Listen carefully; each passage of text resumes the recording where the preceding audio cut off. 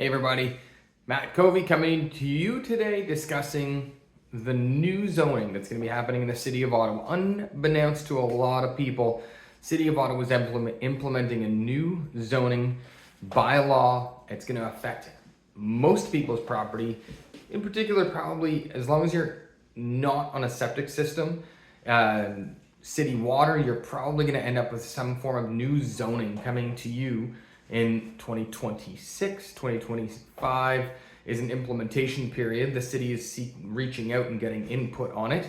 Let me take you into a very simple description of what's happening that should enable you to understand how it might impact your neighborhood, your lot, and what could happen. Right now, there is a ton of different zones in the City of Ottawa. Zoning are residential and 1, 2, 3, 4, 5. The second one is a density, and there's subzones, and all of these have a number of different limitations with respect to lot width, height, the types of how close you can get to lot lines, front, back, sides, depending if you're a corner lot or not. So tons of different restrictions on these lots all over the city. What they're doing is they're going to get rid of R zones, residential. They're going to bring in what's called a neighborhood zone. So let's say right now you had someone in your neighborhood that wanted to change their house and make it so that it went from being a small bungalow that's the norm for your street, and they want to bring in one of these houses that goes lot line to lot line and go up. That zoning restricts what they can do, how close they can come to lot lines, how high they can go. In the new zoning, they're going to come in and bring in this neighborhood zone. Right now, that person would have to put a notice in their front door if they wanted to do anything to change the zoning or get any type of variance to be able to go closer to lot lines or go a bit taller, whatever the case is. In the meantime, you would have the ability to potentially come in and attend meetings and have a say. The way they're changing this now is they're going to make blanket changes across the city, R zones to N zones, residential neighborhood. New neighborhood zone applies to you as long as they're following this bylaw and this new zoning bylaw. There's not going to be a whole heck of a lot you can do with it. So how does this change? Well, it's not specific to your neighbor, to your house, to that lot. It's to your neighborhoods. The N is going to be from N1 to N6. It's going to designate a density and a height restriction. That 1 to 6, N1 to N6. If, for instance, they were to bring in an N2 zone to where you currently are in R1, that's going to allow them to go into what would be a second density for the neighborhood, not specific to their property, but for the whole neighborhood based on the density of the neighborhood. And then there might be a suffix at the end that defines a subzone, letters A, B, C, D, that will tell them lot width, the restrictions in respect of where they have to be on the lot, sides, back, front. So I'm simplifying that down. That is a simplified version. Here is the best way to explain how this density will work in these new neighborhoods. The best way for me to do this is with this bowl of chocolate chips. This would represent a neighborhood. Could be a street, could be a pocket of streets, could be a number of different streets inside a designated area. In our case, the streets and the neighborhood are designated by this bowl, and the number of chocolate chips in here are the number of houses. If they define the number of houses, the maximum of density per 10,000 square feet, that's what they define it, is number of units per 10,000 square feet. In this case, this bowl, you can see there's some room at the top, so your neighborhood would not be fully dense just yet. It would just have this much room taken up in it. What they're saying is someone in the future can come in and fill up the density of your neighborhood. So that could be your next door neighbor, could be you, could be anybody, but they're allowed for that neighborhood to get up to so much density per 10,000 square feet.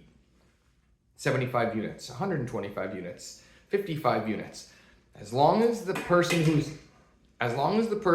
who's taking away one of the units, the houses, and adds to their lot a unit,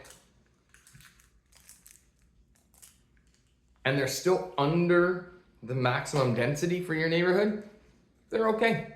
You're good. They can do it.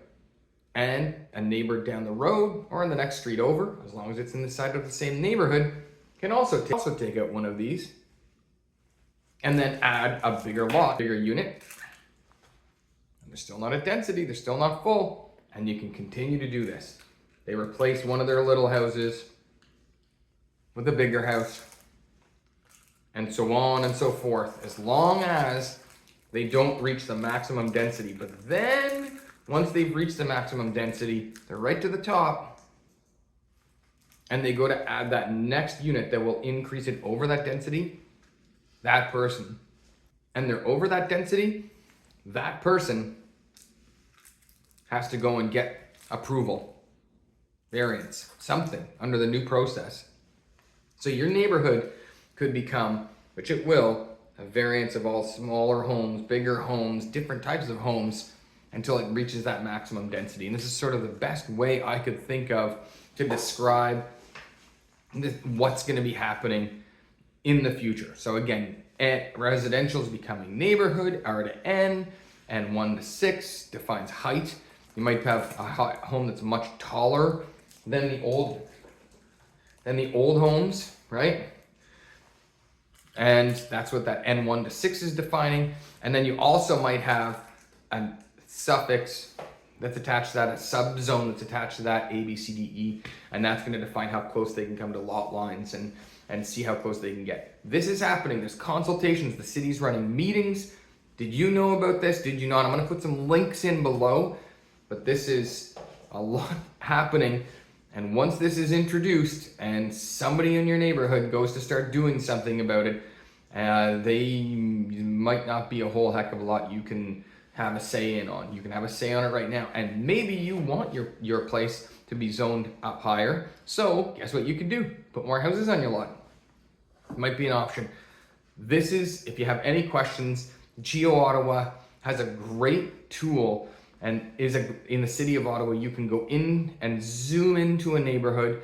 You can click on the types of layers you're gonna have on this, and one of the layers that they've attached in there is one that allows you to see what the new zoning in your neighborhood is gonna be.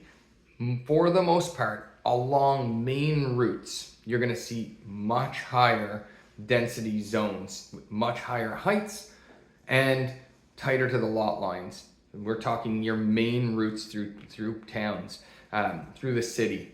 Again, if you're on septic, probably not a whole heck of a lot to worry about. Nothing much will be changing. But if you're on city services, you're going to see some changes. Link below, stuff is there, and for you to, there's resources there for you to check out and enable you to understand what's going on. Reach out to me if you have any questions. I'm happy to help you.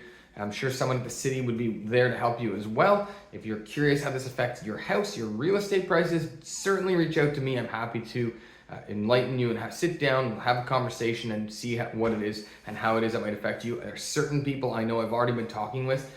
Their properties are expected to go up in value considerably. As long as someone's there to want to buy it and someone's there to want to be able to develop it, it's probable to go up in value, because in certain cases, in certain neighborhoods, along certain bus routes and at the corners of neighborhoods, they're going to allow this, and you're just not going to have a say. There's my update on what's going on with the city. There's resources below. Thanks so much for watching. Have a great day.